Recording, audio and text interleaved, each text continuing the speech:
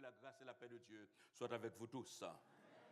Nous rendons gloire et honneur à notre Dieu pour ce privilège qu'il nous accorde en ce dimanche, déjà le deuxième dimanche du deuxième mois de l'année. L'honneur nous est fait de nous retrouver ensemble dans sa présence, dans la louange et l'adoration. Prions pour la prédication de ce matin. Notre Dieu, notre Père, nous voulons te bénir pour ta grâce immense, déployée envers nous. Qui sommes-nous pour que tu nous aimes autant? Nous nous posons la question, comment un Dieu si grand a pu penser à nous? Un Dieu si saint a pu voir des hommes sales. Tu es digne de gloire. Tu es digne de louange. Oui, Seigneur, nous voulons nous engager pour le reste de notre vie de t'adorer. T'adorer, et cela de tout notre être, Seigneur. Tu nous fais du bien. Tu nous fais du bien.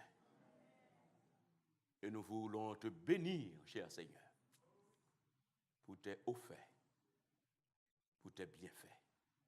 Seigneur, nous venons de t'adorer. Maintenant, Seigneur, tu veux que nous puissions t'écouter parler. Seigneur, nous voulons nous mettre à ta disposition. Parle-nous. Moi qui dois parler, Seigneur, je ne sais pas parler. J'ai besoin de ta présence. J'ai besoin de la plénitude de ton esprit. Car sans ton Esprit Saint, Seigneur, je sais, je ne peux rien dire. Sans toi, je ne peux rien faire. Puisque c'est toi qui donnes le mouvement et l'être, je réclame cela de ta part. Bénis-nous au nom de Jésus. Je vous invite, bien-aimés sœurs et frères, à vous mettre debout avec moi. Nous allons effectuer la lecture de la parole de Dieu dans le livre de Colossiens, là où nous tirons notre thème pour cette année, l'année 2019.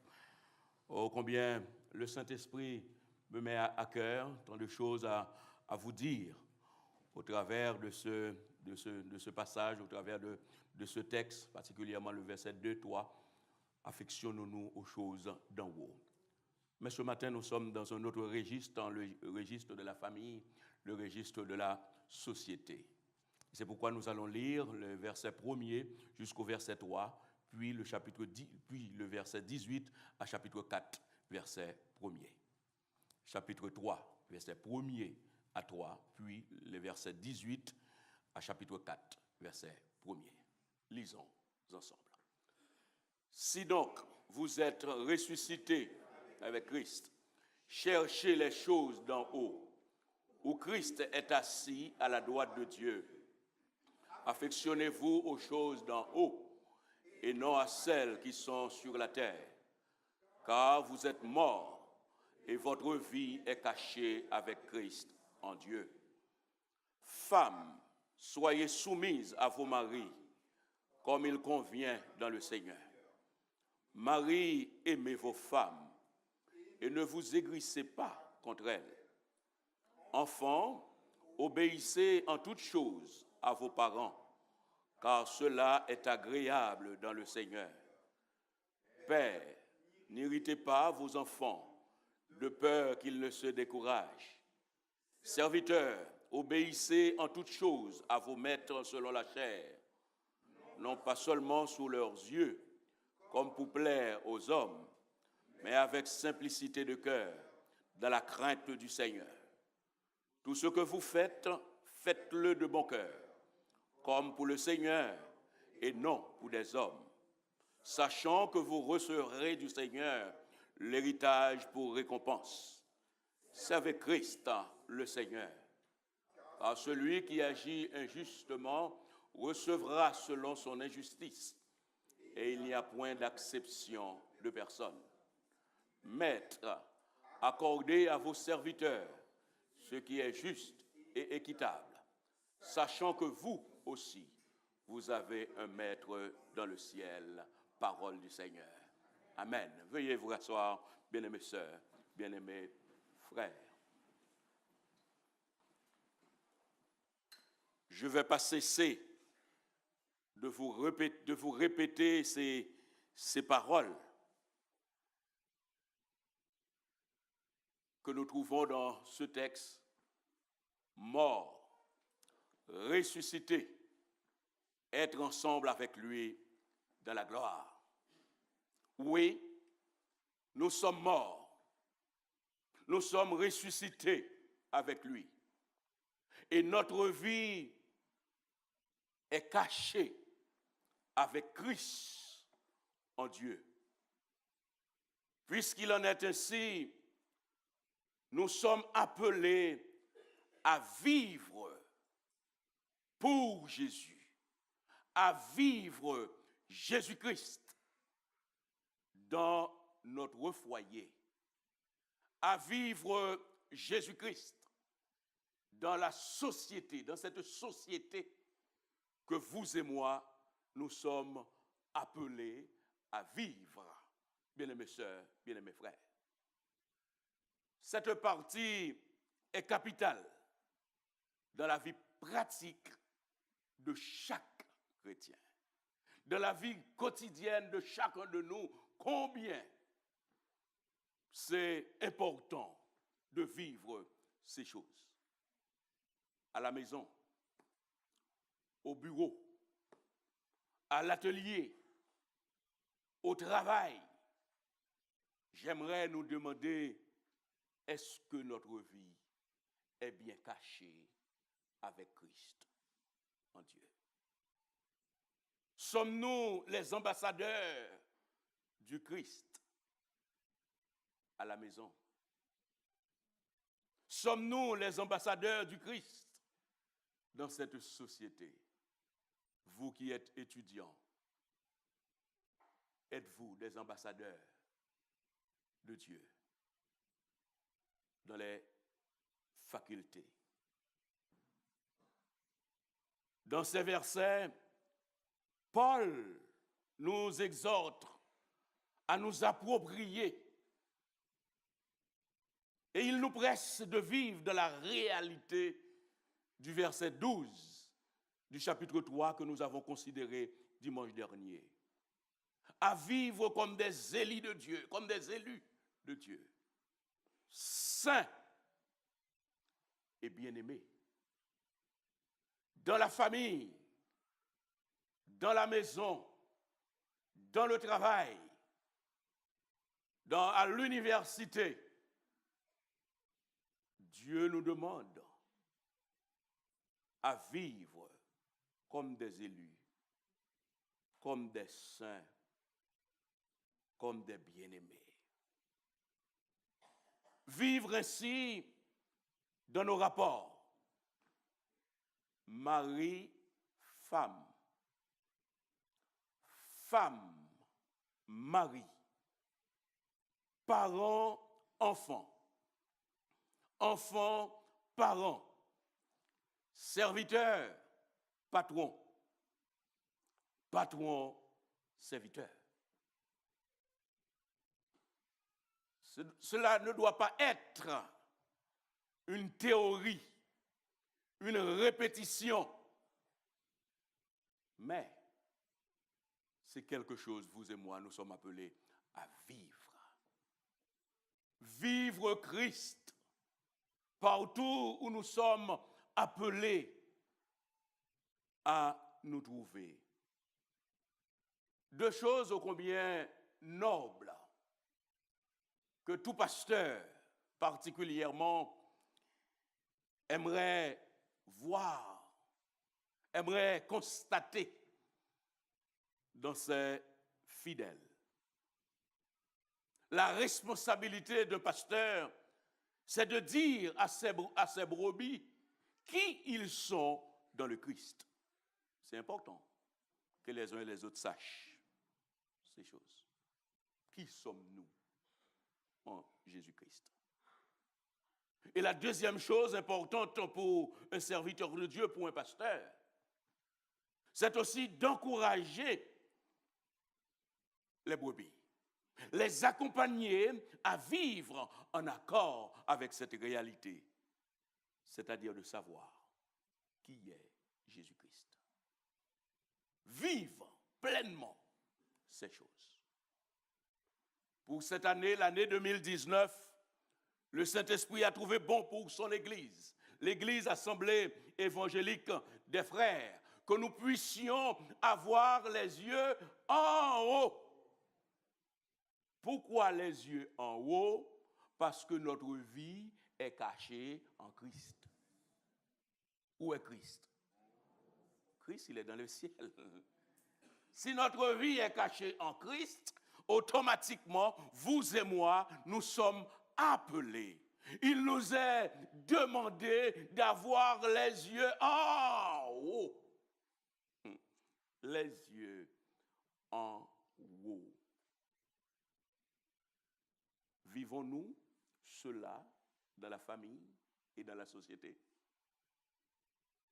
Dans la famille, vivons-nous comme des personnes qui ont les yeux en haut?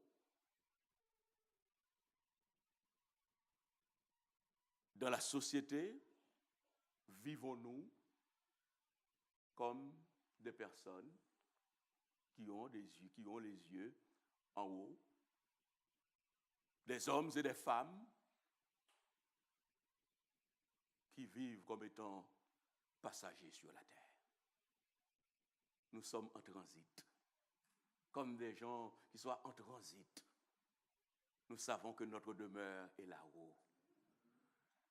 Et un jour, comme il est dit au verset 4, quand Christ, votre vie paraîtra,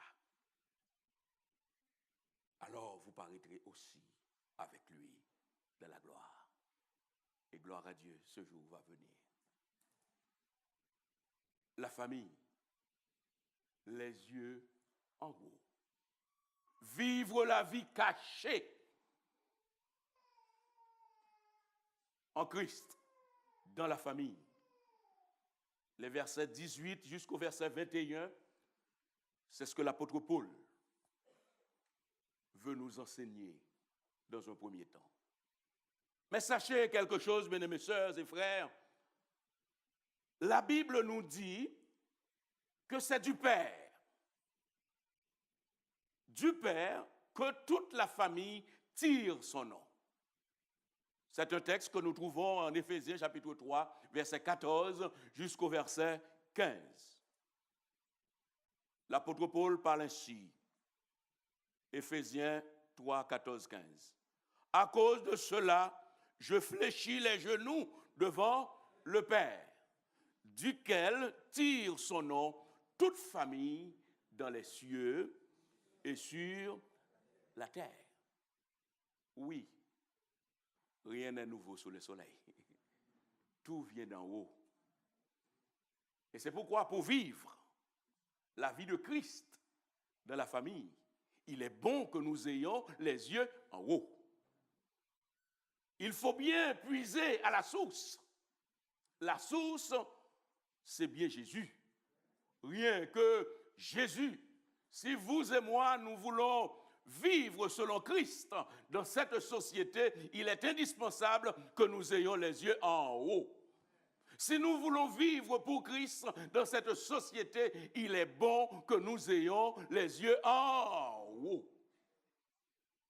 Car c'est de lui, rien que de lui, nous pourrons mener une vie agréable, une vie qui lui plaît, une vie dans laquelle nous serons les reflets de la personne de Jésus-Christ. Et vous savez, Jésus nous a laissés sur terre pour cela, que nous soyons lumière, que nous soyons les reflets de sa personne sur la terre. Et c'est pourquoi vous et moi, nous sommes des ambassadeurs. Des ambassadeurs dans la famille, Marie, époux, soyez ambassadeurs de Jésus-Christ dans votre foyer. Épouse, femme chrétienne, femme qui aime le Seigneur, soyez des ambassadrices de Christ dans votre foyer, pour vos enfants, que vos enfants puissent voir au travers de vous une lumière, une femme différente de toutes les autres femmes sur la terre. Parce que vous avez quelque chose de particulier. Et ce que vous avez de particulier, c'est bien la personne de Jésus-Christ. Paul est en train de traiter l'éthique de la famille du chrétien, de la maisonnée. Comment les choses doivent se dérouler dans la famille. Que de fois, bien-aimés sœurs et frères,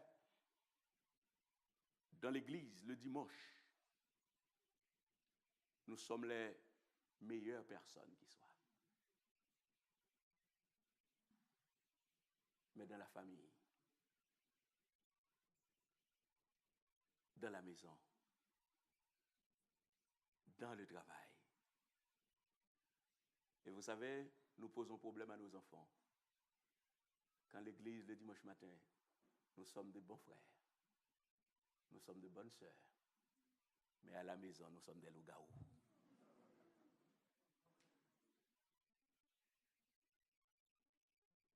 Quelle frontière il y a que de foi de la personne qu'on est à la maison et la personne qu'on est le dimanche. L'apôtre Paul a voulu mettre de l'ordre dans tout cela. Le verset 18, Paul commence avec les femmes. Vous êtes contents ce matin, les femmes? L'apôtre Paul n'a rien contre vous, hein? Rassurez-vous, hein? L'apôtre Paul a trouvé bon de commencer avec nos sœurs. En commençant avec nos sœurs, qu'est-ce qu'elle a en tête? Le serviteur Paul. Paul a compris, bien-aimés sœurs et frères, que la femme est l'âme de la maison. Oh! Les hommes ne sont pas trop contents, hein? Parce que pour que les hommes soient contents, je devais dire les femmes doivent être soumises. C'est tout ce que les hommes réclament. Qu'elles soient soumises.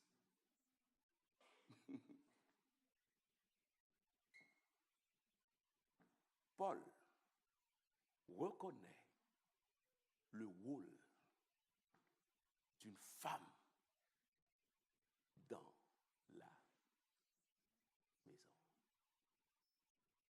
J'espère que les maris comprennent cela aussi. Et j'aimerais aussi que les femmes, vous qui êtes femmes, vous reconnaissez votre rôle dans la maison, dans le foyer. C'est une femme qui rend vivante la vie familiale. Dans une maison où une femme est réduite à une chose, dans une maison, dans une famille où une femme est réduite à rien moins que rien, permettez-moi de vous dire ce matin, ce foyer ne va pas durer longtemps. Un jour ou l'autre, 5 ans, 6 ans, 10 ans peuvent passer. Mais cette maison va exploser.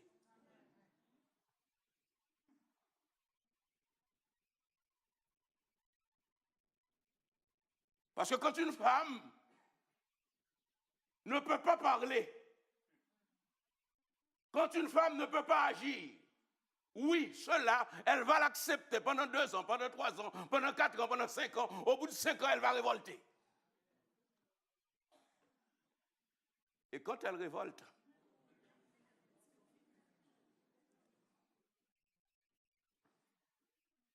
une femme en révolte, quand une femme est avec toi, elle est avec toi. Hein? Quand elle te dit « je m'arrête »,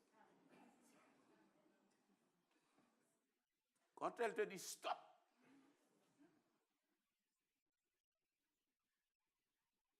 tu dois consulter.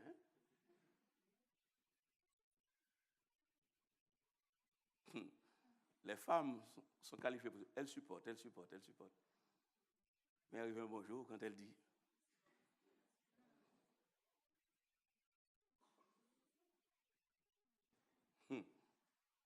bien-aimés sœurs, bien-aimés frères, quand une femme est bridée, quand une femme n'a pas son vrai rôle dans le foyer, suivez-moi. Si la femme elle-même ne se révolte pas, les enfants vont révolter. Surtout pour vous qui avez des garçons. Parce que les garçons n'acceptent pas de voir leur maman comme bon à rien.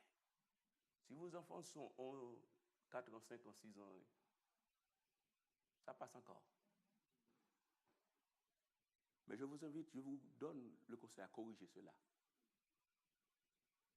Avant qu'ils aient 16, 17, 18 ans. Si vous jouez le macho,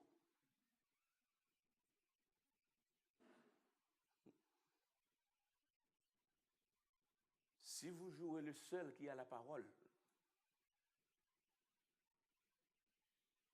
tout le monde c'est le silence, le chef pâle.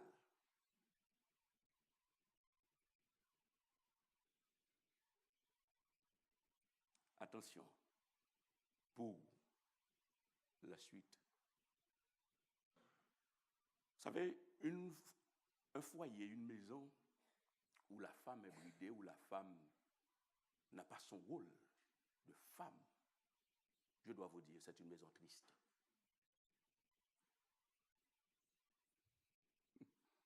Vous arrivez dans la maison, il n'y a pas de joie.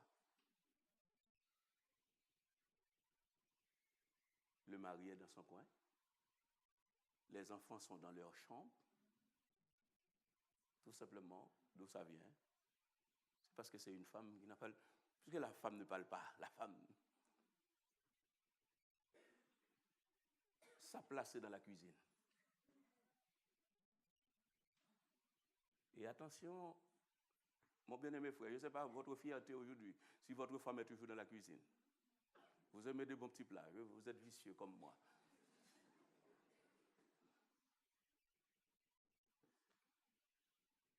Mais pour la suite, ce n'est pas trop bon. Hein?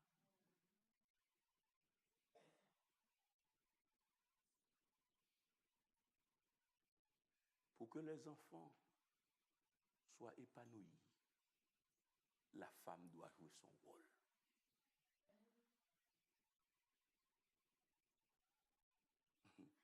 Et vous, mari, vous, époux, si vous voulez être un homme épanoui, votre femme doit avoir sa place.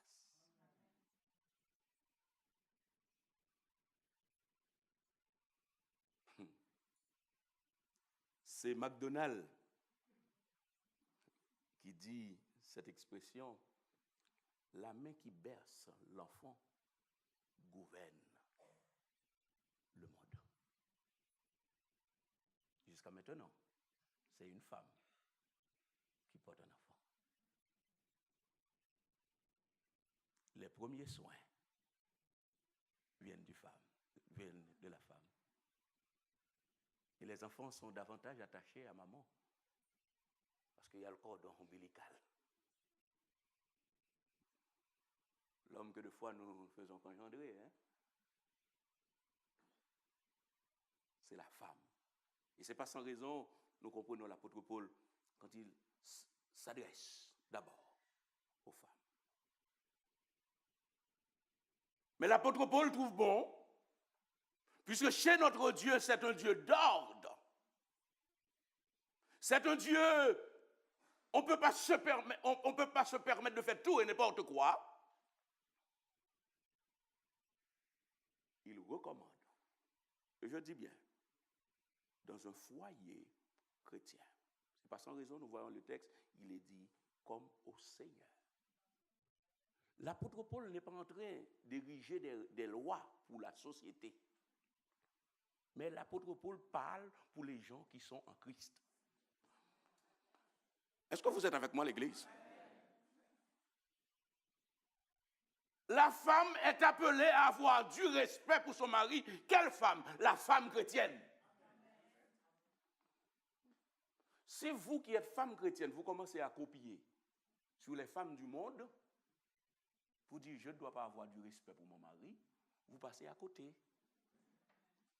Parce que l'apôtre Paul veut que les femmes chrétiennes se comportent ainsi. Avoir du respect. La soumission, bien-aimés sœurs et frères, n'est pas l'esclavage, non? La soumission n'est pas ferme ta bouche. Tu n'as rien à dire. C'est moi qui décide. Loin de là, bien-aimés sœurs, bien-aimés frères.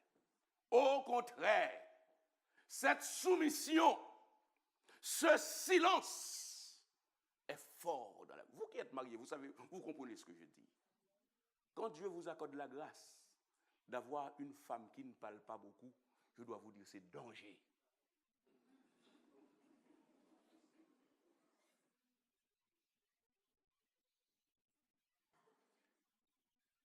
Si vous avez une femme qui parle beaucoup, bon, elle tac. Mais vous savez, quand vous avez une femme qui ne parle pas beaucoup, et vous dites, tout simplement, elle reste dans le silence. Et je dois vous dire, ce silence vous empêche de dormir. Parce que si elle disait un mot, au moins, vous pourrez comprendre plus ou moins ce qu'elle veut. Mais une femme qui reste, toi de ton côté, tu es agité. Elle reste calme. Et c'est après ton agitation, elle attend le bon moment. Vous venez pour dire, chérie, qu'est-ce qui s'est passé tout à l'heure? Et c'est ce que la Bible appelle la soumission. Hein? Le mari est agité, et toi, femme, tu demandes à Dieu la grâce de rester. Vous allez revenir au bon moment. Vous comprenez? Mais quand vous voyez un mari qui est prêt à tout casser et tout briser, et vous de votre côté, vous êtes plus agité qu'il. Oh, c'est les pompiers qui vont finir.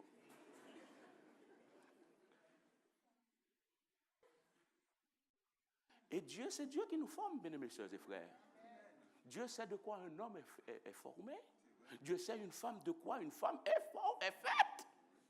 Et puisque c'est Dieu qui nous a formés, bien-aimés sœurs, bien-aimés frères, Dieu recommande à une femme d'avoir le respect. Ça ne veut pas dire que le mari ne doit pas respecter. Ça ne veut pas dire que le mari ne doit pas soumettre. Non, loin de là. C'est quelque chose qui est demandé à tout chrétien. Jésus-Christ est l'exemple par excellence de la soumission. Quand on est chrétien, on est appelé à être soumis. La soumission, c'est le rôle de tous. Mais particulièrement dans le foyer, Dieu veut que la femme ait. Femme chrétienne ce matin, vous qui êtes morte, vous êtes ressuscité avec Christ. Vous vous affectionnez aux choses d'en haut. Ayez du respect dans le foyer. Ayez du respect. pour cet homme qui vous a épousé. Je ne vous demande pas à faire de cela pour que la société soit ainsi. Mais les femmes chrétiennes, les femmes qui sont dans le Seigneur. Oui, bien-aimés sœurs, bien-aimés frères, des relations femmes-hommes, des relations les plus proches, les plus intimes qui puissent exister. Et vous savez, ça fait tort. Quand nos enfants grandissent, ils voient qu'entre papa et maman, c'est eux qui se sont mis ensemble pour que nous soyons là. Et eux, ils ne s'entendent pas. Comment voulez-vous qu'ils ne posent pas des questions? Marie,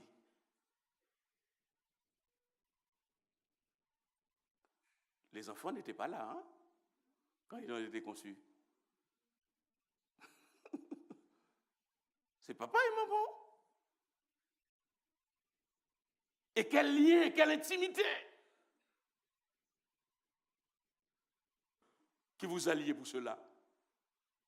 Mais malheureusement, que de fois, on ne parle plus, on ne discute plus.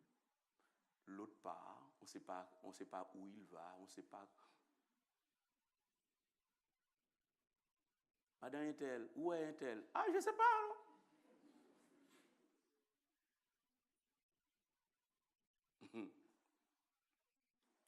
Bien-aimés sœurs, bien-aimés frères, le lien entre femme et mari, c'est un lien serré. On a besoin de l'estime mutuelle. La femme n'est pas inférieure à son mari, mais les deux ont des fonctions différentes. Des fonctions différentes appelées à se compléter et non à s'exclure. C'est comme dans la Trinité. Hein. Vendredi soir, dans l'étude biblique, j'ai ébauché plus ou moins. La Trinité, il y a 3 personnes. Dieu le Père, Dieu le Fils, Dieu le Saint-Esprit. Il n'y a pas plus grand, plus petit, moi. Mais chaque personne de la Trinité a une mission. Et c'est aussi dans la famille. Chaque personne de la famille a une mission, a un rôle distinct, bien distinct. Il ne faut pas confondre les rôles, comme dans la Trinité. Que de fois, on a tendance à confondre les rôles de la Trinité. Le Père reste le Père, mais Dieu. Le Fils reste le Fils, mais Dieu. Le Saint-Esprit reste le Saint-Esprit, mais Dieu. Le mari reste le mari, la femme reste la femme, les enfants restent les. C'est pourquoi je vous dis tout à l'heure, tout vient du ciel. Hein? Tout vient du ciel. Rien que du ciel. Non, la femme n'est pas inférieure. Cela est recommandé aux chrétiens et non au monde séculier. Mais malheureusement, aujourd'hui, l'Église copie davantage sur ce qui se passe dans le monde. Les femmes chrétiennes, que de fois les femmes chrétiennes veulent se dire « Ah, nous sommes libérés !» Oh, malheureusement, si vous avez attendu Simone de Beauvoir ou bien, je ne sais pas, Simone Veil pour vous libérer, Jésus-Christ vous a libéré bien longtemps. C'est Jésus qui nous a libérés. Ce n'est pas 68 qui nous a libérés. Au contraire, 68 a mis la société dans un désordre combien. Et comme je vous ai promis, j'aimerais avant longtemps avoir un temps avec vous, avec l'Église, pour discuter de ces choses. Depuis 68, ce désordre qui rentre dans la société française particulièrement. Et pour arriver à ce qu'on appelle les gilets jaunes.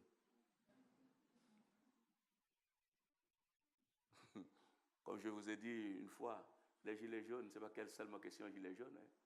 C'est une question de révolte contre Dieu. Hein. Si on analyse bien les choses, c'est contre Dieu. Les hommes ne respectent aucun supérieur. Les hommes ne respectent pas le président, les hommes ne respectent pas le pasteur, les hommes ne respectent pas les policiers, les hommes ne respectent pas le professeur, les hommes ne respectent pas, pour finir par ne pas respecter Dieu.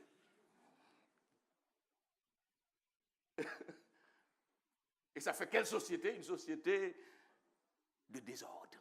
On ne veut pas de chef. Comme dans les juges, hein? Chacun faisait. La société d'aujourd'hui, c'est les gilets jaunes, au fond, ils ne veulent pas de président, ils ne veulent pas d'autorité, nous pouvons nous débrouiller tout seuls.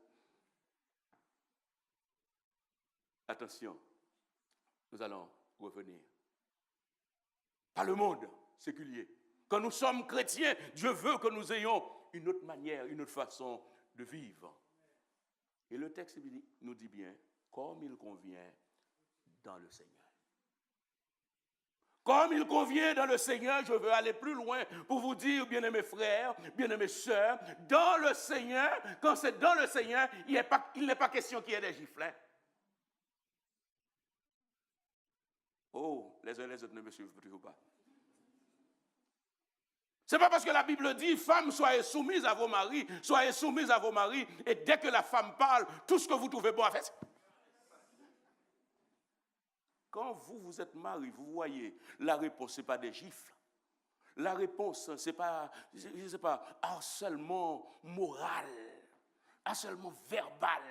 Il y a des mots que des maris emploient pour traiter leurs femmes. Vous ne pouvez pas me dire, vous avez votre femme à côté de vous, vous la traitez de tous les noms. Et alors vous dites, dans le Seigneur m'a appelé pour être soumise. Et je vous plains, mes pauvres sœurs, comme celles qui ont l'habitude de venir me voir, ou bien comme pour préparer les mariages.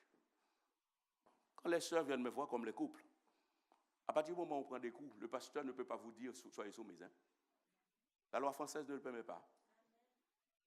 Parce que le jour où tu vas tuer cette femme avec des gifles ou bien, je ne sais pas, cette femme va venir pour dire, je suis allé voir mon pasteur.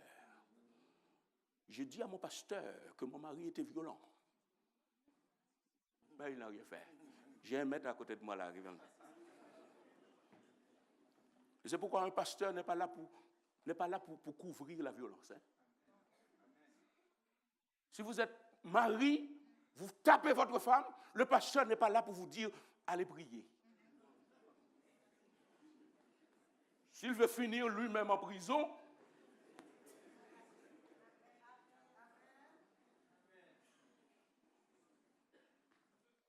comme il convient dans le Seigneur, là-dedans, les gifles ne sont pas là-dedans. D'accord, l'Église de Jésus-Christ? Dans le Seigneur, il n'est pas question, parce que je suis mari, je tape comme bon me semble, je parle comme bon me semble, tout ce qui sort de ma bouche.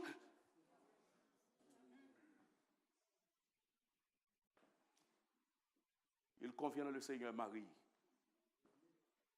de savoir comment se comporter avec cette femme que Dieu a mise à nos côtés.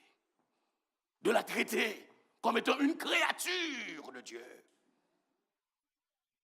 Parce que cette femme que Dieu a mise à vos côtés ou bien à nos côtés, c'est une créature de Dieu. Elle a été créée, elle a été faite à l'image de Dieu. Je sais que les uns et les autres ne vont pas être trop contents avec moi, mais peu importe. Hein? Je ne suis pas là pour faire plaisir aux uns à personne. Je veux faire plaisir à Dieu. Comme il convient au Seigneur. Parce que dans le Seigneur, c'est l'amour. Dans le Seigneur, ce n'est pas des coups. Dans le Seigneur, ce n'est pas asseoir le mot. Dans le Seigneur, ce n'est pas réduire la personne à moins que rien. Et combien la société, c'est son plaisir. Autant qu'on peut réduire une personne, on réduit. Mais dans le Seigneur ne nous appelle pas à cela. Oh, si vous voulez avoir un couple, un foyer chrétien, un foyer qui marche selon ses principes, il faut savoir qui choisir. Ah! comme il convient dans le Seigneur. Et c'est pourquoi, bien-aimés sœurs, bien-aimés frères, dans 2 Corinthiens chapitre 6, verset 14 au verset 16, il est dit très clairement, ne vous mettez pas avec les infidèles sous un joug étranger, car quel rapport y a-t-il entre la justice et l'iniquité? Ou qu'y a-t-il de commun entre la lumière et les ténèbres? Si vous avez les trentaines, vous êtes pressé. Vous voulez un mari à tout prix. Ou bien vous voulez une femme à tout prix. Vous ne tenez même pas compte de ce que la Bible dit. Vous prenez pour vous-même. Et alors, après 2 ou 3 jours, c'est des gifles. C'est des paroles déplacées. Il faut aller jusqu'au bout, hein? Parce que si vous avez pris un infidèle, maintenant il y a des coups. Il y a l'asserlement, verbal ou autre. Mais je comprends. Parfois, il y a des gens aussi qui prennent dans l'église. Hein? Des bons petits frères qui dirigeaient, qui chantaient. Je l'avais pris, je l'avais choisi. Parce que tout simplement, quand ils chantaient, ah là là, quand ils priaient, quand il, ou bien quand elle. Mais là encore, je vous conseille de prendre un dans le Seigneur. Ou une dans le Seigneur. Le jour, ça ira mal. Vous me suivez, l'église? Le jour, ça ira mal. Au moins, vous pouvez dire, mon Dieu, je ne suis pas allé le prendre, ni allé la prendre dans une boîte de nuit, non, Seigneur. C'est dans ta maison que je l'ai pris. Et puisque je l'ai pris dans ta maison, Seigneur, voilà les choses sont comme elles sont. Je te remets le cas. Est-ce que vous voyez? Mais comme c'est vous je ne sais pas, où est-ce que vous l'avez pris? Je ne sais pas dans quel beau sacombo.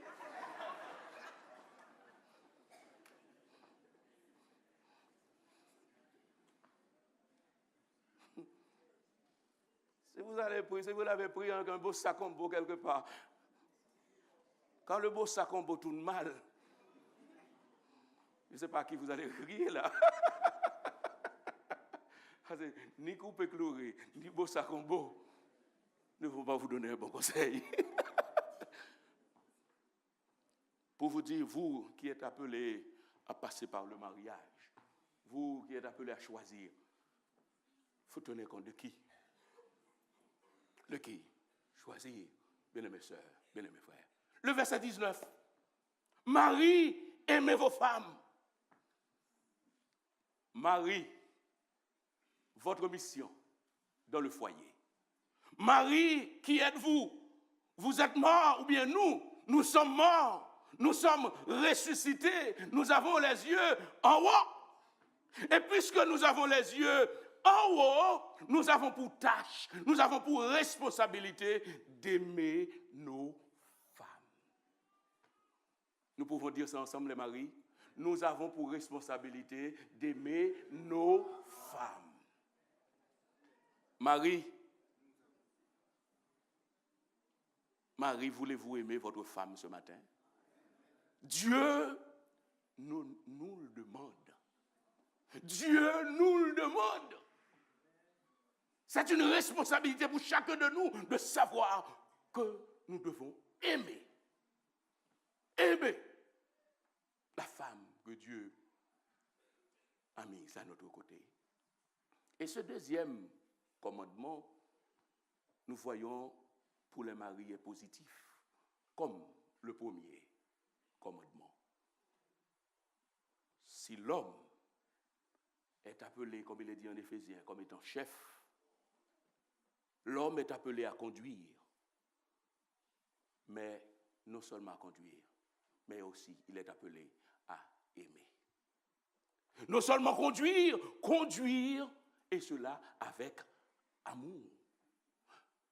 À conduire, non dans l'arbitraire, non sans tenir compte de l'autre.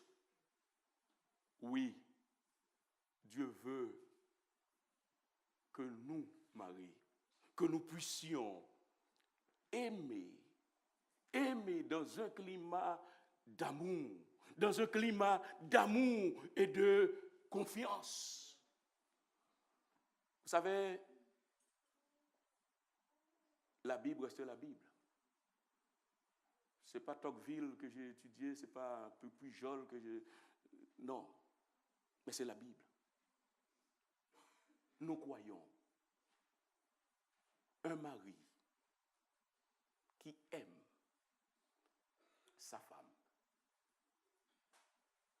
Sa femme va aussi lui respecter. S'il y a l'amour, en retour, on va trouver le respect. Je crois pertinemment, une femme ne refusera jamais de se soumettre à un mari qui l'aime vraiment. Un mari qui sait chouchouter. Un mari qui sait choyer. Ce n'est pas un mari qui accepte tout, hein? Mais un mari qui sait dire à sa femme combien je t'aime. Un mari qui sait partager les choses, qui discute, qui dialogue, qui parle avec sa femme. En retour, la soumission sera là. Oh, cher mari, cher époux comme moi, en 1 Pierre au chapitre 3, au verset 7, l'apôtre Pierre nous donne ce conseil pour nous qui sommes Marie en Christ. Il dit, Marie, montrez à votre tour de la sagesse dans vos rapports avec vos femmes, comme avec un sexe plus faible. C'est dans la Bible, mesdames, mes sœurs et frères. Avec un sexe plus faible. Honorez-les, comme devant aussi hériter avec vous de la grâce de la vie. Qu'il en soit ainsi, afin que rien ne vienne faire obstacle à vos prières. Voilà ce qui nous est recommandé, nous qui sommes maris. Et ce n'est pas fini. Considérer nos femmes comme étant un sexe plus faible. Pas longtemps de cela, bon, j'ai croisé dans une voiture, on montait dans une voiture, et alors je tenais la porte pour qu'une sœur monte de la voiture, et pour rigoler, j'ai tenu la porte, c'est pas galanterie. Pour rigoler un peu plus loin, j'ai dit, vous savez, bientôt je ne vais plus tenir les portes pour les femmes. Pourquoi? Parce qu'il y a l'égalité de sexe. Souvent, on est égal, il n'y a pas de souci. Mais si on est aussi fort que les hommes, maintenant les uns et les autres peuvent dire, pourquoi il n'y a plus de galanterie? Mais les femmes revendiquent maintenant, je suis aussi forte que les hommes. Mais qu'on le veuille ou non, bien-aimés sœurs, bien-aimés frères, cela est si vrai. Quand je vois, il y a des maris qui ne comprennent pas que leur femme, c'est un sexe plus faible. Si les maris réalisaient cela, ils n'allaient pas taper leur femme. Est-ce que vous avez réalisé la dernière fois dans les trucs de gilets jaunes là, quand le boxeur a boxé, et toi tu es boxeur, qui tu trouves à boxer, tu as fait ça comme métier, à boxer une pauvre personne. C'est comme un mari, toi tu es fort, qu'on le veuille, nous on n'a pas la même force. Se mettre à taper une femme, c'est la lâcheté. Hein? Vous ne pouvez pas être plus lâche. Un homme qui tape, c'est la lâcheté. C'est être lâche. C'est abuser de la force. Ce que tu as. Et ce n'est pas fini. Vous savez, pour l'amour, non seulement il faut les honorer. Oh, les femmes aiment des petits compliments. Les femmes aiment quand ils sont bien habillés. Vous les dire, chérie, tu es belle. Tu es bien habillée. Les maris disent cela. Apprenez à apprécier votre épouse. Que de maris qui disent, c'est dans mon cœur. Mais je dois vous dire, dans mon cœur, la Bible dit, personne ne sait ce qui se passe dans les cœurs. Vous êtes d'accord avec moi? Ce qui se passe dans les cœurs, personne ne peut le savoir. Hein? Si c'est dans les cœurs, mais Dieu le sait, mais malheureusement, vous ne l'avez pas fait avec Dieu. Hein? C'est vrai, nous sommes dans le Seigneur, mais il faut savoir que vous n'êtes pas marié avec Dieu. Ni vous n'êtes pas marié avec cet esprit. Hein? Vous êtes marié avec une personne humaine. Non, je vois, le mariage céleste, le mariage spirituel, c'est autre chose. Mais physiquement, j'ai épousé une femme, j'ai épousé Marc. Je dois continuer parce que sinon je ne vais pas finir ce matin. Ça fait longtemps, bien longtemps. Marie, quelle responsabilité. J'entends des maris qui disent, oh oui, ma femme doit se soumettre. Mais quand on lit le texte d'Éphésiens 5 au verset 25, nous devons aimer nos femmes comme Christ a aimé. Est-ce que vous, Marie, vous avez réfléchi à cela? Pour aimer votre femme comme Christ a aimé, quelle responsabilité? Vous qui êtes futurs mariés, je vais vous donner un conseil. Ce n'est pas parce que tous les amis se marient, vous dites vous devez me marier aussi. Il faut savoir, vous avez une responsabilité. Ce n'est pas une responsabilité un beau jour de porter un beau costume, il y a un défilé, il y a les quêteurs,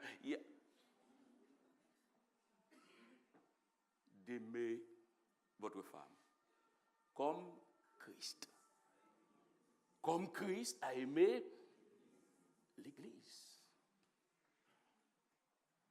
Christ a aimé l'Église. Il s'est livré, il s'est donné totalement, entièrement pour elle. Oh! Et que de fois on entend des maris qui viennent, ah pasteur, oh je peux plus avec elle. Qu'est-ce qu'elle a? Ah, je ne peux plus la supporter. Mais vous avez oublié le premier discours?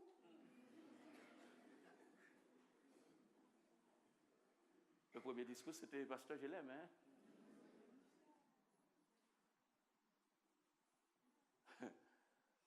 Quand il y a l'amour, il n'a jamais été dit dans la Bible, dans la parole de Dieu, qu'il n'y aurait pas de problème. Mais l'amour supporte tout. Amen. L'amour supporte tout. Par amour. Parce que vous l'aimez. Mais imaginez un instant. Si Jésus-Christ ne nous aimait pas vraiment, est-ce que vous réfléchissez à cela? Notre modèle, c'est Jésus-Christ. Mais Jésus-Christ a aimé l'Église. Et tout ce que Jésus-Christ a fait, malgré tout, bien aimé, considérons combien de fois nous avons bronché. Si Jésus-Christ cessait de nous aimer, où serions-nous?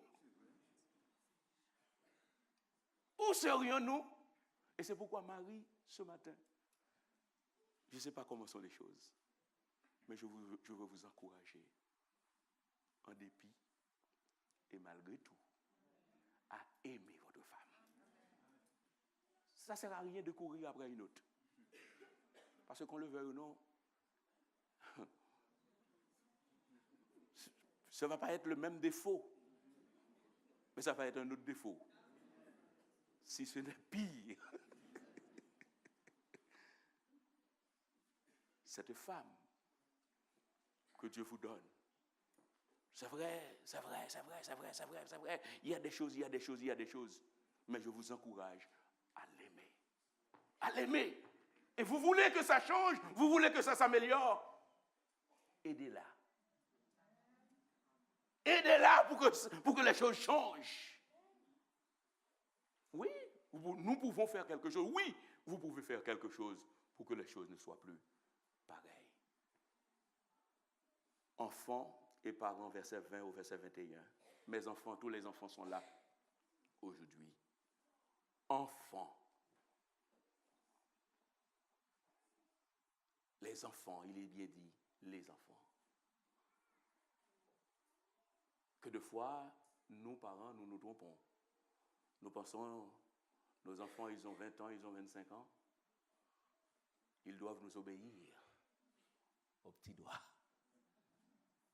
Et nous parlons à nos enfants à 17, 18 ans comme s'ils... Est-ce que vous êtes avec moi à l'église de Jésus-Christ? Enfants, obéissez à vos parents. Il faut qu'on sache, tant qu'ils sont enfants, tant qu'ils sont enfants. Et dans la tête de Paul, disant enfant, c'est pour un vrai juif, c'est la bar mitzvah. Jusqu'à l'âge de 13 ans, ils ne pouvaient pas prendre leurs responsabilités. Moi, je ne vous dis pas jusqu'à 13 ans. Mais quand l'enfant est enfant, il faut lui dire, lui donner des conseils. Il faut lui dire, lui imposer des choses. Mais arrivé un moment, à 17 ans, à 18 ans, on conseille. Vous savez, malheureusement, dans les familles sont divisées. Les parents veulent traiter leurs enfants. Ils ne font pas la différence entre 12, 13 ans et 18 ans. Ils parlent aux enfants de 18 ans, de 19 ans, comme s'ils avaient 11 ans et 12 ans. Frères et sœurs, je vous invite à tenir compte du développement physique, psychologique, aussi de nos enfants. Mais cependant, enfants, ce que la Bible demande. Obéir, c'est écouter. Obéir, c'est écouter. Et non seulement écouter, c'est mettre en pratique. Se faire ce qui a été demandé. Et pour ces enfants qui sont là, qui m'écoutent ce matin, Dieu vous recommande particulièrement en enfant d'écouter, d'obéir à papa, d'obéir à maman. Et non seulement d'écouter, mais de faire ce qu'il vous demande de faire. Oh, mes chers enfants, aujourd'hui, que de fois, on n'écoute même pas. On appelle une génération Y. Vous savez pourquoi on dit génération Y? Est-ce que personne ne sait pourquoi on dit? Très bien.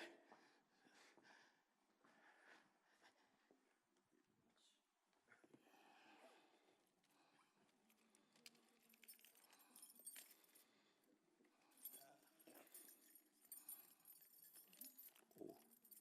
Je n'ai pas pensé à ça.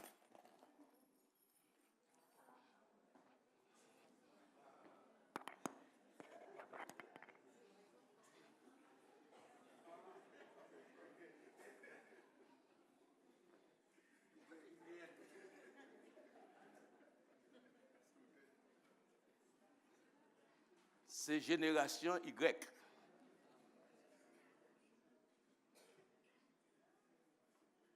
Et puisque la génération Y a toujours...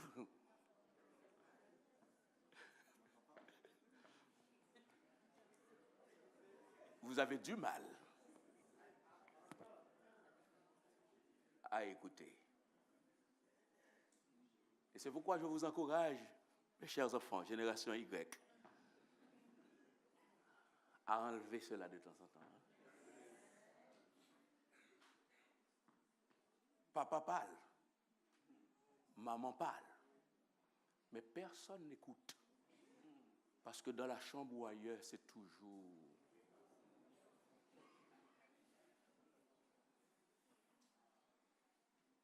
Vous avez besoin d'écouter. Pour être un homme, pour être une femme, demain, il faut écouter. Parce que quand on n'écoute pas, on ne peut pas être un homme, un citoyen fait, bien-aimés sœurs, comme bien-aimés frères, et particulièrement mes chers enfants. La Bible nous dit, cela est agréable au Seigneur. Chers enfants, si vous voulez être agréable devant Dieu, vous voulez être auquel cas apprécié de Dieu, je vous encourage, à votre âge, d'écouter papa, d'écouter maman, et de faire ce que papa et maman vous demandent de faire. Et c'est très important, bien-aimés sœurs, bien-aimés frères, il est dit en toute chose, c'est une obéissance active.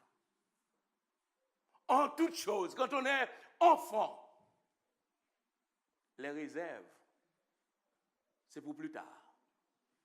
Mais quand on est enfant, on est appelé à écouter, à entendre ce que papa et maman disent.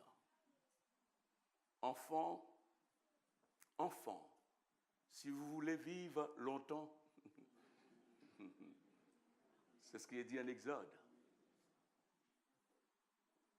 Parce que tout simplement, comment je prends ce passage, comment la pensée, ce que j'ai compris de la pensée de Dieu, pour que vous puissiez vivre longtemps, c'est quand on n'écoute pas, on désobéit, on peut aller dans des endroits où les parents n'ont pas voulu. Tu peux prendre un chemin que les parents t'ont dit de ne pas prendre.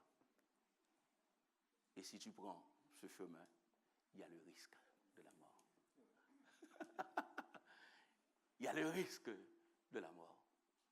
Parce que vous avez grandi avec plusieurs jeunes.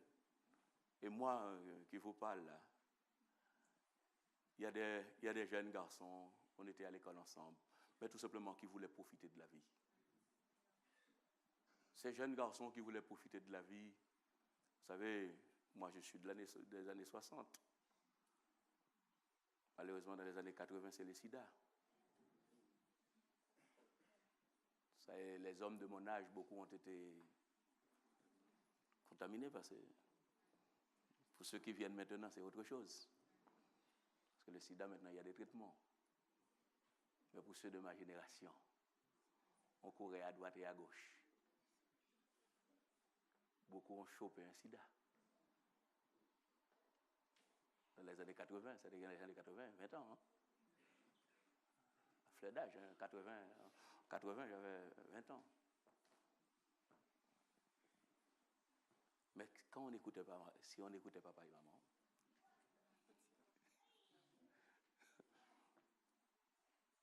il y a beaucoup qui ne sont plus. Parce que tout simplement, ils n'écoutaient pas. Ils voulaient vivre leur vie. C'est pourquoi l'écoute est important. Écoutez, papa et maman, pour vivre longtemps. Je ne dis pas que je vais vivre jusqu'à 80, mais grâce à Dieu, je suis encore là. Toute la gloire soit à notre Dieu, rien qu'à notre Dieu. Enfant, écoutez papa, écoutez maman. Mais le verset 21 nous dit, Père, n'irritez pas vos enfants. Oh, il y a certains commentateurs qui pour dire qu'il est question de papa et maman, mais la principale version dit de préférence, c'est papa, papa, père et mère, mais papa. Parce que de fois dans la Bible, quand il est question de père, il est question des aïeux. Mais là, c'est papa. Que de fois, en qualité de papa, bien-aimés sœurs, bien-aimés frères, nous abusons de notre autorité. Nous abusons de notre autorité. Et j'aimerais dire à tout papa, particulièrement père de famille, ce matin, attention, excès d'autorité tue l'autorité. Moins d'autorité tue l'autorité. Il faut le juste milieu.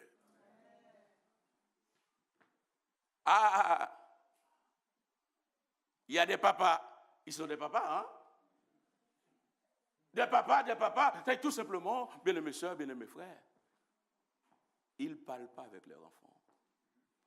Quand papa rentre à la maison, j'espère que ce que je dis là, c'est pas, j'ai pas cette situation-là dans l'église, hein? des parents chrétiens, tout nom qu'on trouve sur la terre, ça tire d'en haut. Que fait Dieu? Dieu nous accueille. Amen, l'Église. Dieu nous accueille. Et c'est pourquoi quand nous prions, qu'est-ce que nous disons? Nous disons notre Père. Et ce Père est toujours là pour nous accueillir. N'oubliez pas, bien-aimés sœurs et frères, le fils prodigue. Le fils prodigue partait, alors il avait tout pris. Il avait fait tout et n'importe quoi. Mais quand il est revenu, qu'est-ce qui s'est passé? Son papa.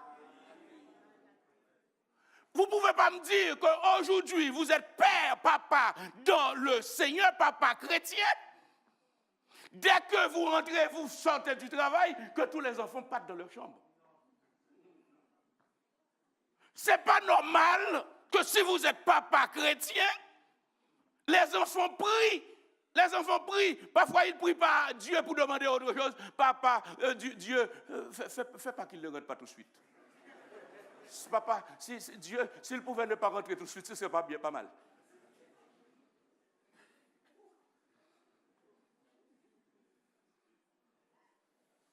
Bien-aimés sœurs, bien-aimés frères, si Dieu vous accorde la grâce d'être papa, dans votre foyer, faites en sorte que vos enfants soient contents quand vous arrivez. Si vous devez rentrer à 5h de l'après-midi, ils voient il est 5h, vous n'êtes pas là, il faut qu'ils se posent. Mais papa, pourquoi papa n'est pas là? Qu'il passe un coup de fil pour savoir pourquoi papa n'est pas là. C'est cela, être papa. Quand on est père, c'est à cela qu'on est appelé. Oh, bien-aimés sœurs, bien-aimés frères, je ne sais pas vos enfants, qu'est-ce qu'ils ont fait. Mais une chose, sachez, si vous avez vos enfants, ils ont fait la pire des choses. Mais sachez une chose, vous demeurez papa. Vous demeurez papa. Pourquoi vous demeurez papa? Parce que vous êtes comme Dieu. Vous êtes des dieux sur la terre. Vous êtes là, quelle que soit la faute, quel que soit ce que l'enfant a fait. Il faut causer, il faut discuter avec l'enfant. Père, de votre côté, n'héritez pas. Que de fois on oublie cela. Père, il ne faut pas irriter. Oh, il ne faut pas décourager les enfants. Il ne faut pas les abattre. Non, bien-aimés sœurs, bien-aimés frères. En tant que papa, et particulièrement, vous êtes des représentants de l'autorité. Et c'est pourquoi, en tant que représentant de l'autorité, vous êtes là, comme chef du foyer, pour mettre de l'ambiance. Est-ce que vous... Dans la maison, s'il y a quelqu'un qui est là pour donner des blagues, pour changer l'atmosphère, ça doit être vous, papa. Parce que c'est pourquoi vous êtes chef. Un chef est là pour guider. Un chef est là pour donner le cap. Et si vous êtes papa, vous êtes chef, vous n'êtes pas à même de donner le cap, vous n'êtes là que pour. Pourquoi tu as fait ça? À quelle était rentrée? Vous savez, il y a plusieurs. Je ne vous dis pas, il faut rentrer sans rien dire. Mais il y a beaucoup qui sont partis, qui sont partis dans des rendez-vous. C'est parce que papa n'était jamais à l'écoute. Puisque papa n'est jamais à l'écoute, papa n'est jamais prêt à entendre. Tout simplement, il est toujours dans son canapé. Et quand il est dans son canapé avec sa télévision, sans parler s'il y a un match Paris Saint-Germain,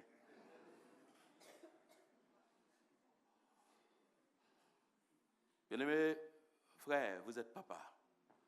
N'héritez pas. Quand vos enfants, oh chers parents, non seulement là, je ne vais pas seulement dire au papa, je vous donne un conseil. Quand vos enfants vous disent qu'ils ont besoin de vous, mettez-vous à l'écoute.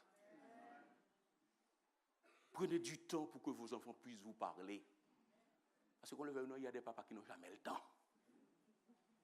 Et je dois vous dire, bien-aimés sœurs et frères, quelle que soit la raison, vous êtes inexcusable. Ni pour le ministère. Je vous encourage, personne ne vous dit je suis dans le ministère, je n'ai pas le temps, j'ai des devoirs envers les frères et sœurs. Si vous n'êtes pas disponible pour les enfants, vous savez une chose, l'église va vous virer. Et quand l'église va vous virer, vous n'aurez même pas vos enfants. pour vous. Non. Dieu veut que vous soyez disponible, que vous soyez là pour vos enfants. Quand vos enfants ont besoin de vous parler, ont besoin de vous, bien-aimé papa, soyez là. Oh, il y a peu de parents qui disent, il faut que je gagne la vie. Mais à quoi bon de gagner la vie? À quoi bon d'apporter de l'argent? À quoi bon d'apporter, je ne sais pas. Mais malheureusement, vous n'étiez pas là quand l'enfant avait besoin de vous. Vous avez des papas, il y a des papas qui disent, oh oui, dès qu'il y a des marques qui sortent, Reebok, Fila, Nike.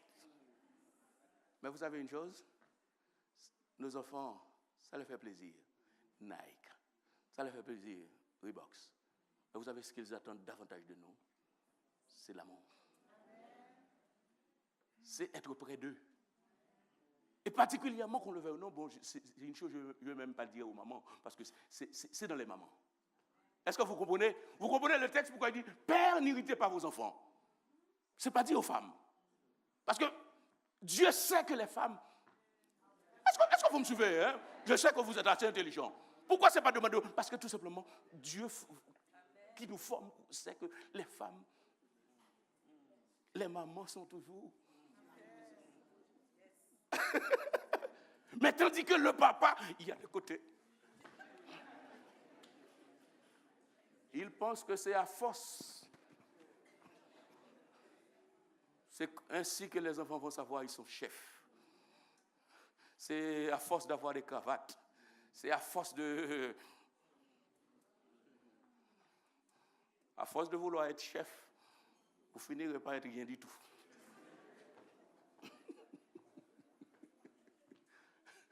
Rien, absolument. Rien du tout. Et je vais finir là. C'est la famille, hein, bien-aimés sœurs. Vous l'avez demandé, vous l'avez, hein, il ne faut rien dire. Hein. Oh, Père, n'irritez pas. Dieu notre Père. Nous ne sommes pas, devant lui, apeurés. Il y a une question qui a été posée, bientôt je dois rencontrer les enfants et les ados de l'église. Pourquoi quand on prie, on tutoie Dieu? C'est une question qui m'a été posée. Et j'espère avant longtemps avoir ce temps avec nos ados. Tout simplement. Parce que Dieu, c'est un papa d'amour. Parce que Dieu désire notre proximité. C'est une famille.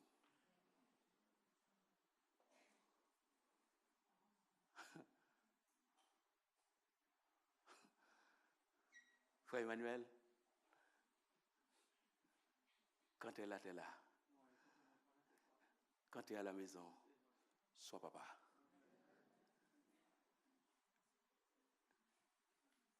Il est bon d'être papa.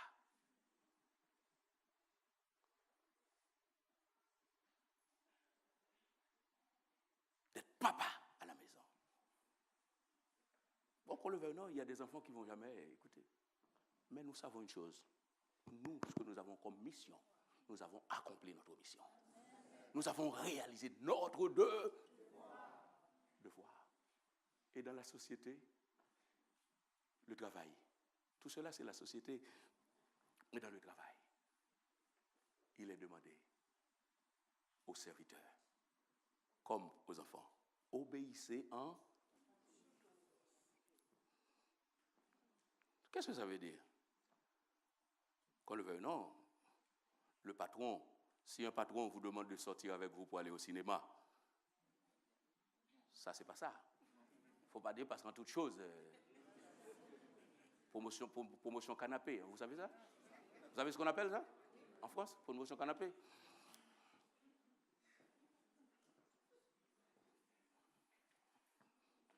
C'est pas cela. Mais en toute chose, vous arrivez ici dans le travail, le patron vous demande d'essuyer la chair. Quand on Emmanuel, Monsieur Vertilus, ce matin vous m'essuyez la chair.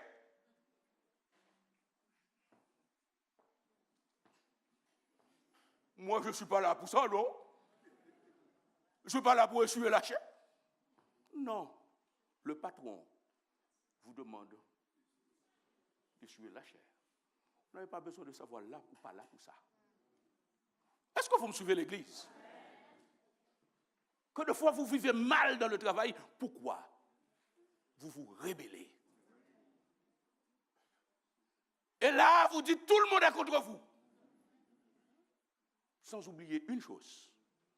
La Bible vous a dit, votre patron vous demande de faire ci, il faut le faire. Tout simplement. Ce n'est pas la peine de chercher s'il vous aime ou s'il ne vous aime pas. Ce n'est pas la peine de chercher s'il est raciste ou bien s'il n'est pas raciste. Que de fois, même avec nos enfants à l'école, on leur demande d'aller au tableau, on leur demande de faire un devoir. Comme excuse, ils viennent pour dire « Papa, maman, j'ai un professeur, il est raciste. » Comme ils ont déjà entendu, nos enfants sont malins, d'entendre parler de racisme à la maison, pour monter les parents contre ce professeur, ils viennent avec l'idée de racisme. Maintenant, vous, comme parents, sachez le dire. Vous êtes à l'école. On vous a dit au tableau. Il faut aller au tableau. On vous a dit de prendre note. Vous prenez. On vous a dit de ne pas sortir. Peu importe, vous avez envie de faire pipi, vous pouvez faire pipi ce jour-là sur vous. La terre ne va pas s'arrêter. Ce ne sera pas la fin du monde. Tous les enfants sont déjà passés par là un jour. Ils ont fait pipi sur eux, ce n'était pas la fin du monde. Mais que de fois, vous qui êtes parents, parce que l'enfant a fait pipi sur lui, il avait demandé la permission, on ne l'avait pas accordé, et vous, demain matin,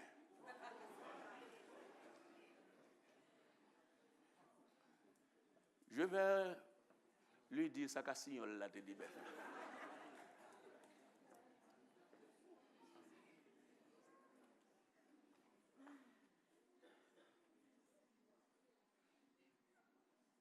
Mais ce n'est pas moi, c'est la Bible. Hein?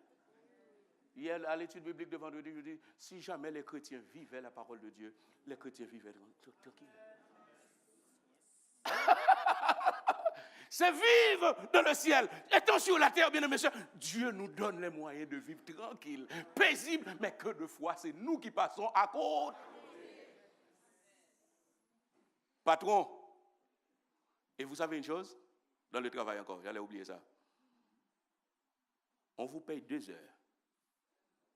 Travaillez 2 heures. Hein? C'est dur quand vous êtes chrétien.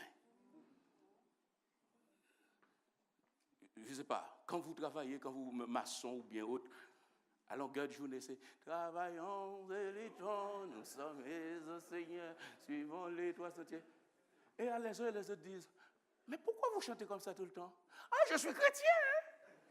Je suis chrétienne. Hein? » Et alors, c'est 9h, 11h, 10h, 10h30. Vous n'êtes plus là. Où est travaillons et luttons, nous sommes au Seigneur.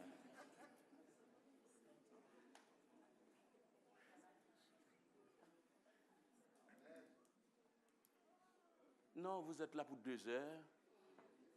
Si le patron vient, le patron vous dit d'aller, vous allez. Mais si le patron n'est pas là, au contraire, c'est là qu'il faut travailler plus. Vous n'avez pas besoin de patron. Pourquoi vous n'avez pas besoin de patron? Parce que vous avez le Seigneur qui est dans le ciel. Et le Seigneur voit. Si le patron ne reconnaît pas votre travail, sachez une chose. Le Seigneur voit. Et il est là pour vous récompenser. Et dernier point, la société. Oh, nous n'avons pas beaucoup de patrons ici. Mais s'il y a des patrons, n'exploitez pas vos ouvriers. Ceux qui travaillent avec vous, il faut les payer. Vous avez des projets partout. Mais ceux qui travaillent avec vous, vous ne payez pas. Payez vos ouvriers. Ceux qui travaillent, ils ont besoin de ça. De salaire. N'exploitez pas les créatures de notre Dieu. Payez vos ouvriers. Et je bénis le Seigneur pour cette année. pour l'année dernière, ce qu'on appelle prime pour l'emploi. Ils ont trouvé bon pour que les patrons encouragent les ouvriers. Mais vous travaillez, vous êtes patron, pour une année. Vous faites 100 000 euros de bénéfices. Est-ce que vous avez pensé à ceux qui ont travaillé pour que vous ayez les 100 000 euros? Ce n'est pas question de dire que j'ai ma famille, vous avez des projets, sans oublier ceux qui ont travaillé. Les 100 000 euros, pensez. S'il faut donner 10 euros, c'est à cela que le Seigneur nous appelle. Et là encore, c'est mettre l'argent, oui, dans les comptes célestes. Hein? Est-ce que vous me suivez, l'Église? C'est mettre de l'argent, c'est approvisionner notre compte céleste. Les patrons du monde, ils gagnent. L'entreprise, c'est cela. C'est gagner. C'est le système capitaliste. Gagner. Mais nous savons que le gain particulier qui est, c'est être en Jésus-Christ. Et puisque nous avons Jésus-Christ, c'est tout. Bien-aimés sœurs, bien-aimés frères, je ne veux pas dire que c'est un message, mais c'est un conseil. Pour nous qui sommes au Seigneur, pour nous qui avons les yeux fixés sur Dieu. Et notre Dieu, notre Seigneur Jésus-Christ, il est au ciel, mais béni soit-il. Il nous donne les moyens, pendant que nous sommes sur cette terre, de vivre dans le ciel, pendant que nous sommes sur la terre. Si nous vivons conformément à sa parole. Que le Seigneur vous aide. Et que chaque famille ce matin, que papa, que Marie, aimez vos femmes. Femmes, ayez du respect pour vos maris. Enfants, obéissez à vos parents. Patrons, ayez de la considération pour ceux qui travaillent avec vous. Et vous, serviteurs, travaillez vraiment. Travaillez vraiment. Et la société dans laquelle vous êtes, il faut que cette entreprise réussisse pour que vous puissiez avoir votre emploi. Il ne faut pas travailler au détriment du bon fonctionnement de votre entreprise. Notre Seigneur, notre Dieu, merci parce que tu as trouvé bon de nous donner, cher Seigneur, tout ce qui est nécessaire. Oh, pour la vie éternelle, oui, béni sois-tu. Et non seulement pour la vie éternelle, mais pour la vie de tout le jour, cher Seigneur. Tu fais provision pour nous. Nous te glorifions, nous te bénissons pour cette grâce immense. Ô Dieu de grâce, ô Dieu Seigneur. Seigneur, ce matin, je veux te prier pour les époux présents. Je veux te prier pour les épouses. Je veux te prier pour les enfants. Je veux te prier pour les patrons. Je veux te prier aussi pour les serviteurs, pour les salariés, Seigneur. Que tu sois avec chacun de nous. Que nous puissions savoir, cher Seigneur, que là où tu es dans le ciel, tu as les yeux sur nous. Et ayant les yeux sur nous, tu veux, cher Seigneur, que nous puissions briller, cher Seigneur, sur la terre pour ta gloire et rien que pour ta gloire. Je te prie ainsi dans le nom de Jésus. Amen. Avant de passer Rose pour les annonces, je vais juste